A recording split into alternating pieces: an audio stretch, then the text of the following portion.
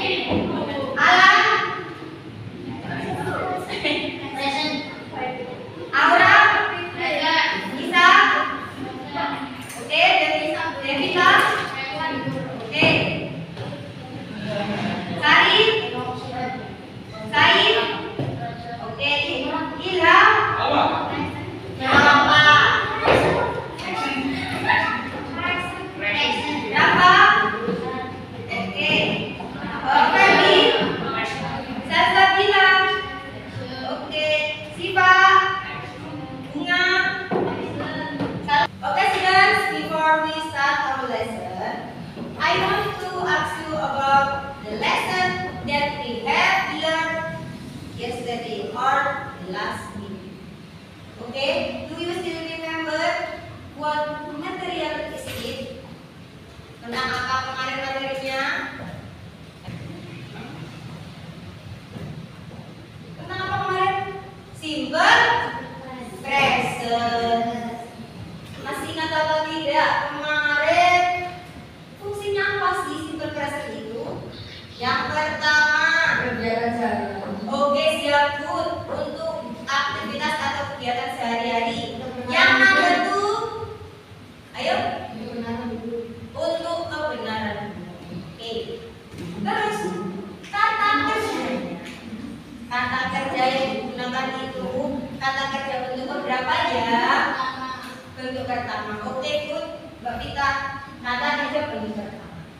Karena nanti kita akan membahas tentang prosedur teks. Apa sih itu? Saya mau tanya, siapa yang pernah makan mie? Aku. Siapa yang pernah makan pernah minum jus? Kalau pernah makan mie, pernah minum jus, mungkin tahu nggak bahan-bahannya, cara membuatnya? Kalau makan mie, sama bahannya apa? Harus ada apa? Mie. Kemudian nasi telur, bahan bumbu. Kemudian alatnya panci, bahan. Kalau alat sendok, garpu, mangkok, piring, goreng. Kemudian apa lagi? Botol, nah, itu yang dinamakan alat-alat.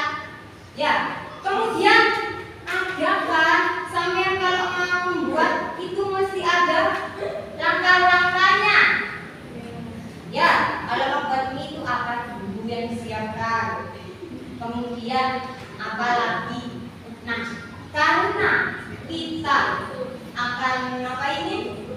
Materi yang akan kita pelajari tentang prosedur teks itu yang pertama, tujuan pembelajaran hari ini yaitu yang pertama, siswa bisa menulis teks prosedur dengan tentang makanan dan minuman dengan tepat. Yang kedua, siswa bisa mempresentasikan Hasil karyanya sampean ini tentang apa ini? Membuat makanan atau minuman di depan kelas. Jadi nanti sampean bahannya apa saja itu dipersiapkan. Itu pertemuan yang kedua.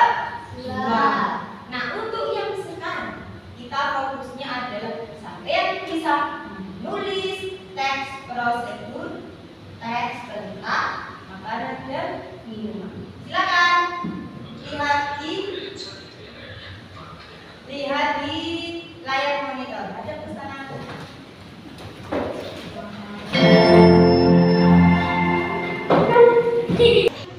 Hari ini kita akan belajar tentang prosedur teks. Apa sih yang kita pelajari hari ini dalam prosedur teks? Yang pertama, kita akan belajar tentang definition. Selanjutnya kita akan belajar tentang contohnya seperti apa. Ada lagi tentang purpose-nya, tujuannya. Kemudian kita juga akan belajar tentang structure-nya. Dan terakhir kita akan belajar tentang language features. Oke, kita ke yang pertama tentang definition. Apa sih itu prosedur text? Nah, prosedur text adalah text that explain how to do or make something step by step. Jadi, teks yang menjelaskan bagaimana cara melakukan atau membuat sesuatu, ya, how to do or to make. Cara melakukan atau membuat sesuatu ini yang harus paling penting adalah step by step.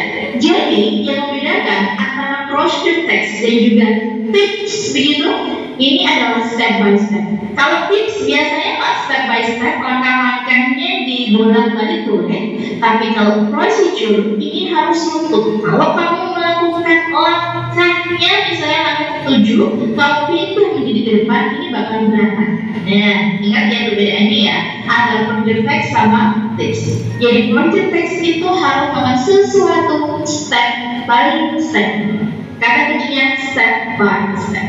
Contohnya seperti apa sih? Contohnya bisa kita ketemukan di recipe atau resep makanan. Ya, kalau kamu nanti nemuin teks tentang resep makanan, dan yang paling penting tadi kata kuncinya adalah ada step by stepnya. Jadi nanti kalau kamu nemuin teks itu ada step-stepnya ini 1, 2, 3, 4, 5. Nah, ini namanya steps. Ini namanya adalah procedure text. Biasanya contohnya berupa resepnya. Contoh yang lain adalah ini how to make strawberry pancakes, ya. How to make. Jadi ini udah jelas how to make. Ada step-stepnya 1, 2, 3, 4. Ini namanya adalah step-stepnya. Jadi kalau udah jelas ada step-stepnya berarti ini adalah procedure text. Jenis prosedur teks yang kedua adalah manual. Jadi how to use something or to operate something. Jelas meskipun tidak ada ingredients-nya, meskipun tidak ada bahan-bahannya, tapi di ada step-stepnya. 1, 2, 3, 4, 5, dan seterusnya sampai di sini ada stepnya. Jadi kalau ada step-stepnya, ini berarti adalah procedure text. Sampai di sini ya teman-teman ya, kalau prosedur text itu ciri-cirinya kalau kamu memilih teks pada step-stepnya 1, 2, 3 dan seterusnya itu adalah procedure text. Next, what is the purpose? Apa sih tujuannya? Yang pertama adalah to show or to tell or to explain how to make. Kata kuncinya adalah show, tell, or explain how to make. Ini biasanya ada di resep makanan, ya, how to make jelas.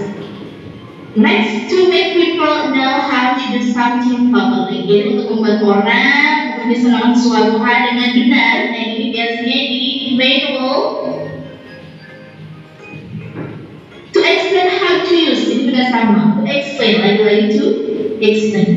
Yang terakhir adalah to give guidance in using certain appliance. Sekarang kita ke unit structure dan juga language feature. Susunannya dan juga ciri-cirinya di dalam prosedur teks itu ada apa saja sih? Kita langsung ke contohnya saja. Yang pertama kita di unit structure dulu. Ada how to make fried rice. Ini namanya adalah goal. Seperti yang pertama ada goal-nya. Goal ini biasanya ada pada judulnya. Yang kedua ada ingredients. Ini adalah materialnya. Dan yang terakhir ada step-stepnya, ini adalah step. Jadi tugas structure dari project text ada 3. Yang pertama ada goal, yang kedua ada material, yang ketiga ada steps. Lalu bagaimana dengan language features-nya? Yuk kita lihat. Yang pertama ada kata first, second, third, after that, then, finally. Ini disebut dengan temporal conjunction.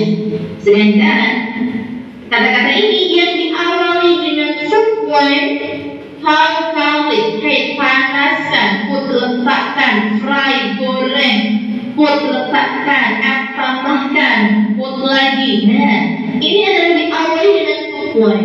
Kalimat yang diawali dengan verb one namanya adalah imperative sentence. Jadi ciri-ciri dari project text language features-nya ini menggunakan imperative sentence, menggunakan temporal conjunction, yang kedua menggunakan imperative sentence.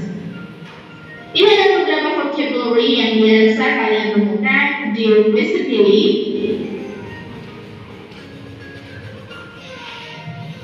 Sekarang kita lanjut ke contoh soalnya. Soal yang pertama, what is the purpose of the text? Ya, jadi kalau ada pertanyaan purpose, ini apa sih? Dari judulnya ini udah kelihatan, soup recipe, berarti to show how to make, cara membuat sup. Jawabannya adalah yang B. Lanjut lagi, chop. Chop itu apa sih? Nah, chop itu cincang itu kata lainnya adalah meat. Kita ke soal yang ketiga. According to text, when should we add flies muscle? Berdasarkan teks di atas, kapan sih kita sebaiknya menambahkan flies muscle? Kita cari kata-kata add flies muscle. Nemunya di sini ya, add flies muscle. Ini namanya. Berarti kalau C ini pilihan jawabannya itu kalau tidak di kalimat sebelumnya, dia di kalimat setelahnya. Kalimat setelahnya, kalimat sebelumnya dulu ada such onion tumis. Artinya dia ditumis, onion garlic flowering and green pepper in hot oil. Jadi harus ditumis dulu ya. Berarti setelah menumis onion, kita coba dulu di sini. After adding soybean, oh tidak, setelah menambahkan. Bukan, jadi jawabannya salah yang A. Yang B, after fried onion, garlic and green pepper. Setelah menggoreng, benar ya, hampir sama sih. Bisa jadi. Atau yang C, before simmer. Ini adalah soybean, black pepper, and tambahkan. Berarti tidak. Before pouring oil on margarine, sebelum margarine sudah. Dari jawaban yang paling tepat adalah yang B. After frying onion, garlic, salt, and green pepper. Oke, thanks people. Itu tadi adalah materi tentang versus text. Semoga bermanfaat buat kamu. Terima kasih sudah nonton. See you next time. And wassalamualaikum warahmatullahi wabarakatuh.